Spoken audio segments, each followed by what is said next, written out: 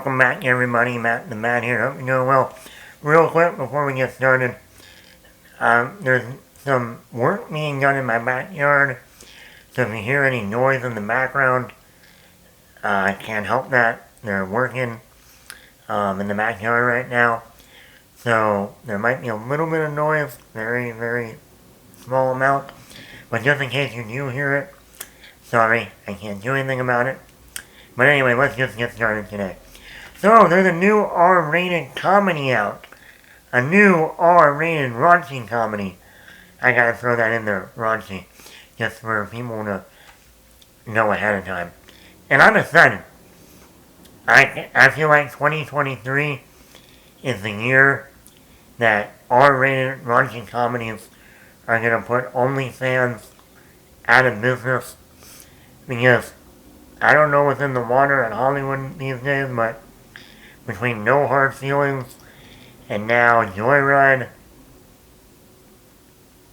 there's been a lot more female nudity, and I don't mean up top either, down and down, than I think in any R-rated comedy I've ever seen.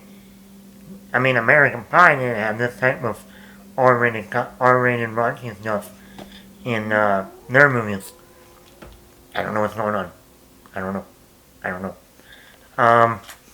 Well, yeah, this is a R-rated raunchy comedy with nudity. And just letting you know ahead of time before you walk into the movie and go, I think they're taking cues from Martin Scorsese's The Wolf of Wall Street. I wouldn't be surprised. Joyride, I saw the trailer, I think this looked funny. I like comedies, I like R-rated comedies. Like I said before, we don't get those that often anymore.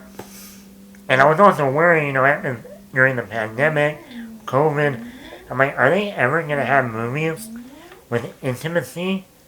People kissing, people making out, people having sex. And apparently they just go all in. And I mean that. All in. I won't go over what I mean by that, but if you see Joyride, you'll know what I mean. I enjoyed this movie. I thought it was an awesome comedy. Really funny. It's raunchy. I would say this is more raunchy than No Hard Feelings. The Jennifer Lawrence movie that came out a couple of weeks ago. This is a lot more raunchier than that. I would say this is like Girls Trip that came out in 2018 meets Bridesmaids meets maybe even a little bit of The Hangover. But definitely Girls Trip would be my, if I compare this movie. But this movie's a lot more raunchier than that movie. Positives. Ashley Parks. She plays the main character in this movie. I know Ashley Parks from the Netflix show Emily in Paris. She's actually a fun character on that show. Here, she does a great job here. I don't know if this is her first major film debut, especially kind of like the star of the movie, but she has great comedy moments. She has great serious moments. Her chemistry with the other three actresses in this movie are great. You believe they're all friends, that she's been friends with them for one of them since she was a little girl, the other one since college, and I thought she did a great job. She also has a great emotional scene in this movie that I'm like, wow, this really got sad and emotional. And it's done beautifully and perfectly.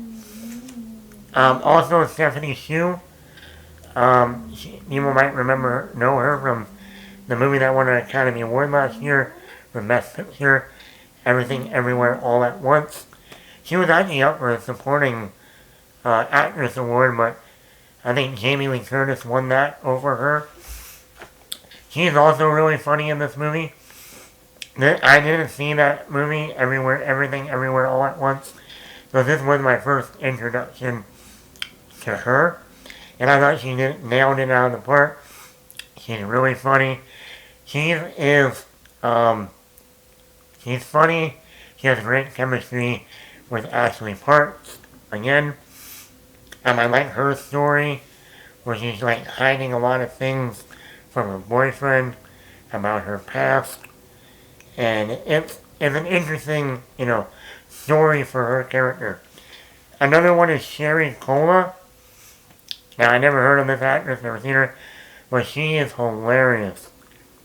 She brings a lot of more of the sexual humor, and she has a nasty mouth, let me tell you. A very raunchy, nasty mouth. This is by far the female version of Stifler, but actually goes even further than Stifler does. The stuff that comes out of this girl's mouth, I go, oh, I want to see a movie with you and Sean William Scott. That would be a brilliant, hilarious, raunchy, filthy, filthy, filthy comedy. Sherry Cola's character grew up with Ashley Parks when they were little girls, so you really see that bonding, that chemistry between them. Sabrina Wu is another character in the movie, actress. I thought she was kind of like the awkward one, very odd, kind of being like a tomboy. But she also had some great moments. So I thought she did a really good job. I mean, even from the very first scene to the final scene, this movie is hilarious. Very raunchy.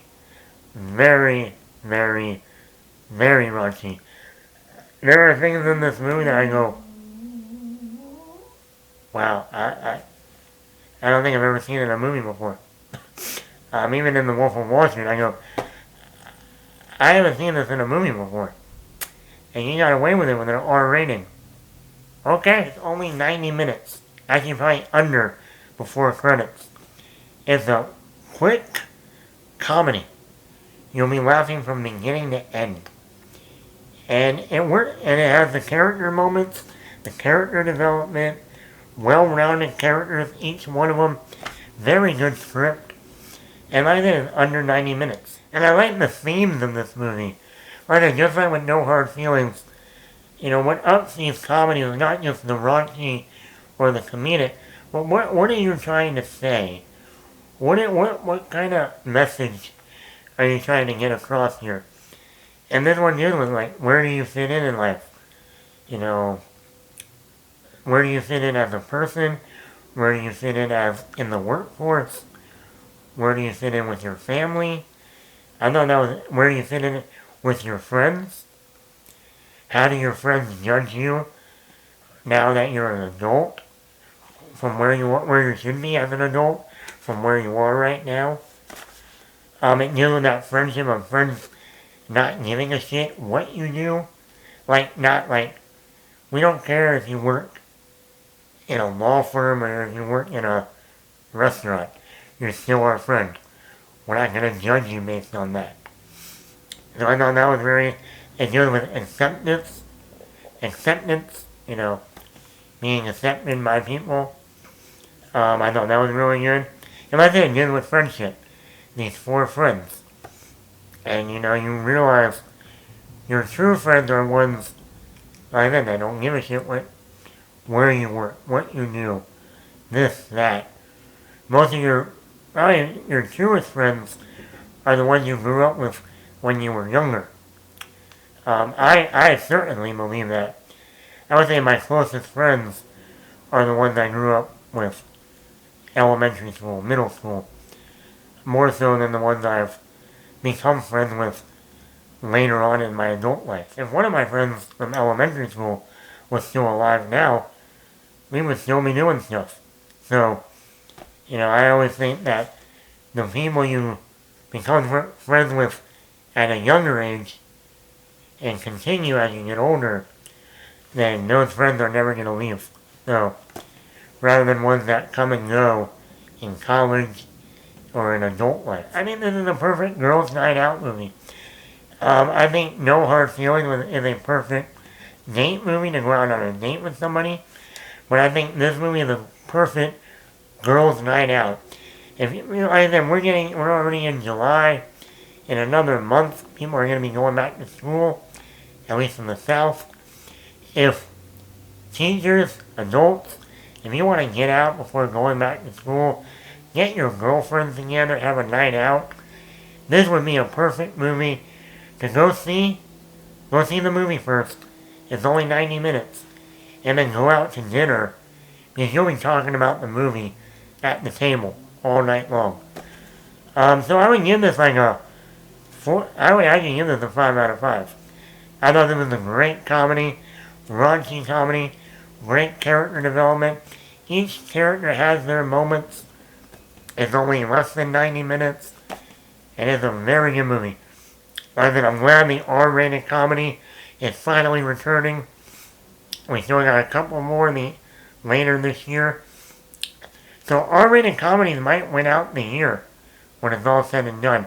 Well, let me know, did you see Joyride? What did you think? Let me know in the comments below. Matt the Bat here.